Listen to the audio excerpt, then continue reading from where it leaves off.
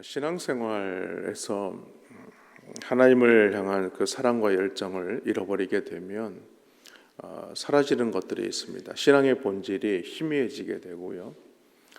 하나님을 향한 기쁨과 목적도 많이 상쇄가 되어 버리고 말죠. 그래서 언제 내가 하나님을 찬양할 때 기쁨이 있었던가, 내 삶의 목적이 하나님을 향한 것인가, 그것들이 분명하지 않게 됩니다. 여러분, 일반적으로 우리가 신앙생활 할 때뿐만이 아니라 외적인 어떤 것들에 대해서 성취를 하거나 또 물질의 부유함으로 인해서 얻어지는 기쁨이 있습니다. 그런 것들은 그러나 잠시뿐이라는 것이죠. 그때뿐이라는 겁니다. 하나님과의 관계에서 찾아오는 어떤 삶의 기쁨이나 목적과는 전혀 다른 그런 것이라고 말씀을 드릴 수 있습니다. 왜냐하면 하나님의 관계에서 대체할 수 있는 것은요, 세상의 것들로는 대체할 수 있는 것이 없기 때문이죠. 오늘 본문이 보여주고 있는 이 말씀을 보면 이스라엘 백성들이 하나님과의 관계에서 문제가 생기게 되었고, 그 문제로 인하여서 그들이 어려움을 당하게 되었는데, 다시금 그들은 하나님과의 이 관계를 회복하기를 원한다 라는 것을 오늘 본문 말씀에서 우리에게 보여주고 있습니다. 남유다가 바벨론에 의해서 멸망을 당한 후에 포로로 끌려가게 되죠.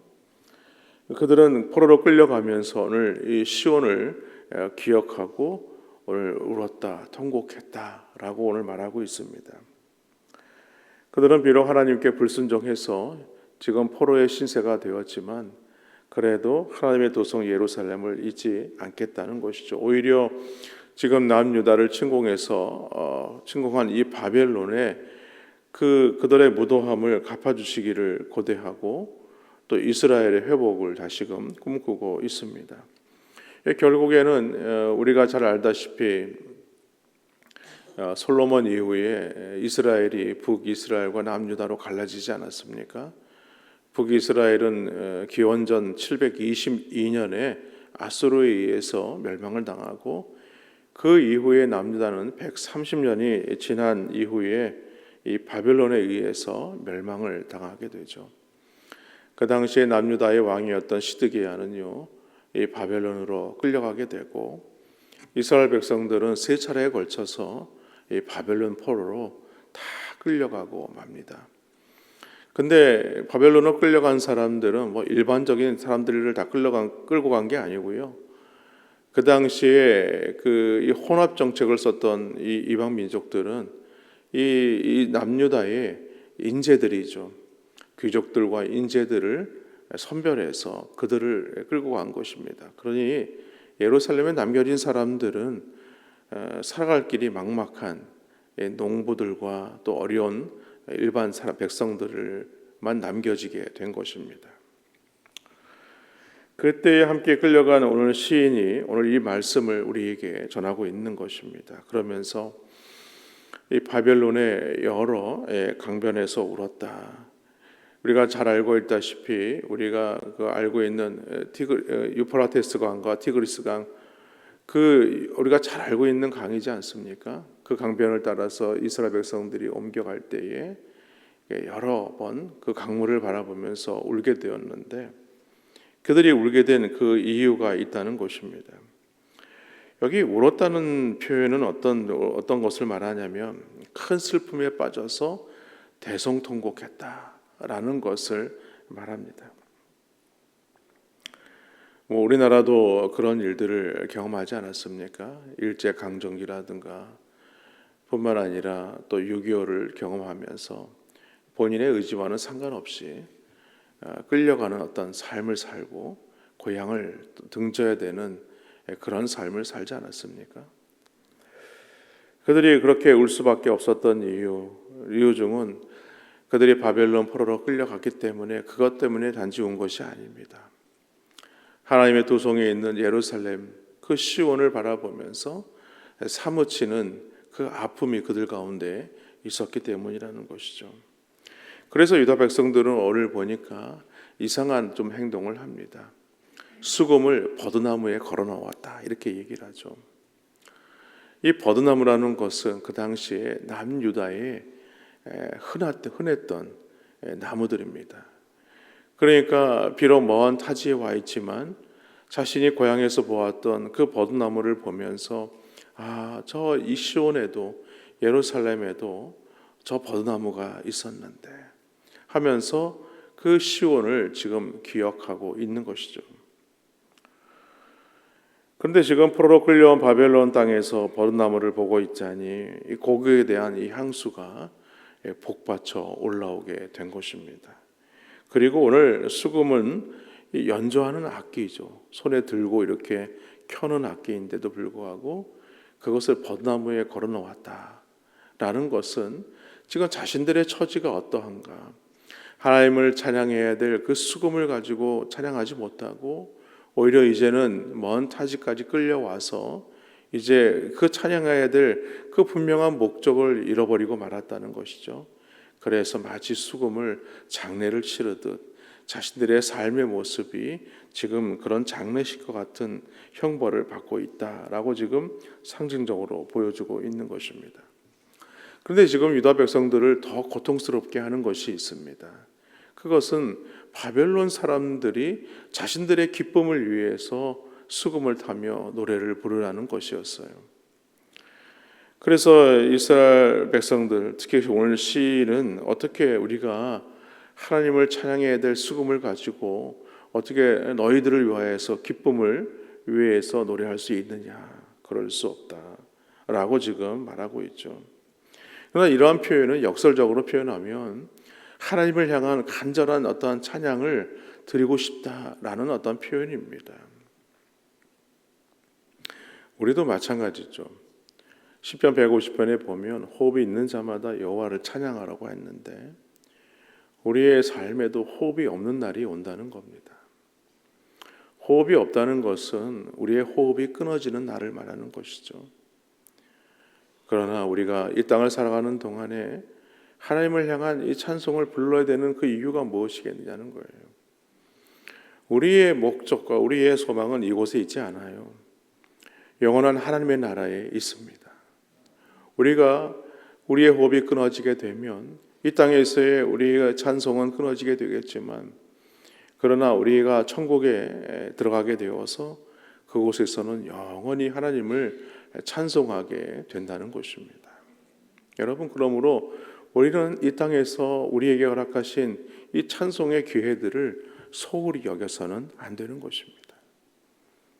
입술을 열어 주님을 찬양하고 마음을 다해서 하나님을 간절히 부르짖는 믿음의 고백을 하나님께 드릴 수 있어야 하는 것입니다.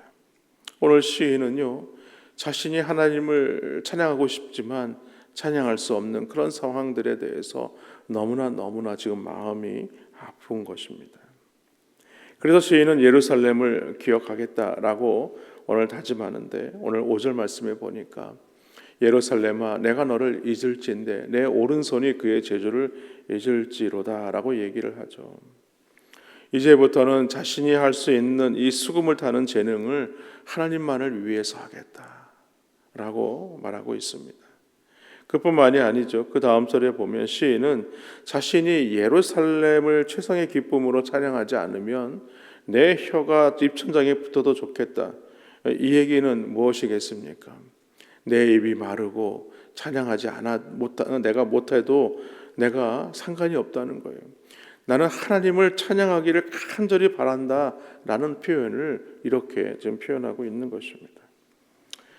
그러면서 하나님의 백성을 괴롭게 한 자들에 대해서 하나님이 갚아주시기를, 복수해 주시기를 지금 바라고 있습니다. 그것이 바로 오늘 에돔과 바벨론입니다. 그 에돔은 어떤 사람들입니까? 에돔은 야곱의 형 에서의 후손이죠. 그 이스라엘의 가장 가까운 친족 관계임에도 불구하고 그들은 이 남유다가 멸망을 당할 때에 오히려 통쾌하다며 입을 벌어서 흘려서 그들을 노래했다는 것을 오늘 우리 가운데 말씀하고 있지 않습니까? 그런데 결국 서기 70년에 로마에 의해서 에돔도 멸망을 당하게 되죠. 바벨론은 어떤가? 바벨론도 오늘 동일한 어떤 그런 일들이 일어나게 됩니다. 바벨론은요, 나라가 건국된 지 불과 47년 만에 이 바벨론은 페르시아에 의해서 우리가 성경에서 말하는 이 바사에 의해서 멸망을 당합니다. 불과 나라가 건국된 지 47년밖에 안 되지 않았어요. 시인의 간구대로 이루어지게 된 것이죠. 그러나 오늘 본문에서 단지 이 시인의 아픔을 노래하고 그들을 아픔 가운데 내몰았던 에돔과 이 바벨론의 어떤 복수를 하기 위해서 갚아주시길 위해서 이 노래했느냐? 그것이 아니라는 겁니다. 오늘 본문은 무엇을 말하느냐면 이스라엘이 지금 이렇게 고통을 당하고 있는 이유가 어디에 있느냐는 거예요. 그들은 하나님께서 약속하신 가나안 땅까지 오게 되었습니다. 그리고 가나안 땅에 들어가기 전에 하나님께서 무수히 그들에게 말씀하신 것이 있어요. 너가 약속하신 땅에 들어가서 그 땅에서 하나님만을 바라라. 그런데 그들은요, 오히려 이 가나안 땅에 들어가서는 오히려 하나님을 온전히 섬기지 못했습니다. 그들의 삶은요, 우상 숭배로 만연하게 되었고 결국 하나님은 그들을 가만히 내버려 둘 수가 없게 되었던 것이죠.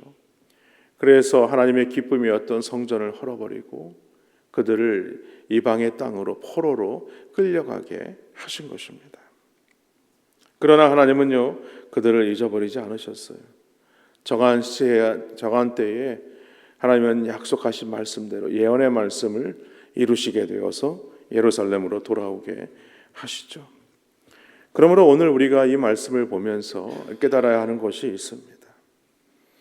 우리도 하나님의 구원받은 백성이라면 구원받은 백성답게 살아야 한다는 것입니다.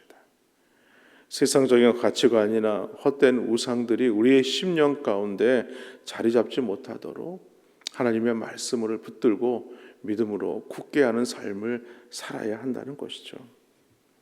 그리고 우리는요, 하나님을 찬양할 수 있을 때 그 찬양하는 일을 놓치지 말아야 된다. 즉 우리가 온전한 예배자로서의 삶을 살아야 한다는 것입니다. 여러분, 우리의 육신은요, 시간이 지날수록 쇠화해질 수밖에 없는 것입니다. 하나님 앞에 나와 예배할 때, 하나님 앞에 나와 기도할 때, 하나님 앞에 나와 찬송할 때, 그때가 우리가 계속 진행되지 않는다는 거예요. 우리가 건강하고 할 수 있을 때, 우리의 발걸음을 옮겨 주의 전을 향하여 나올 수 있을 때 우리는 더욱더 주님께 온전한 예배자의 삶을 살아야 한다는 것입니다.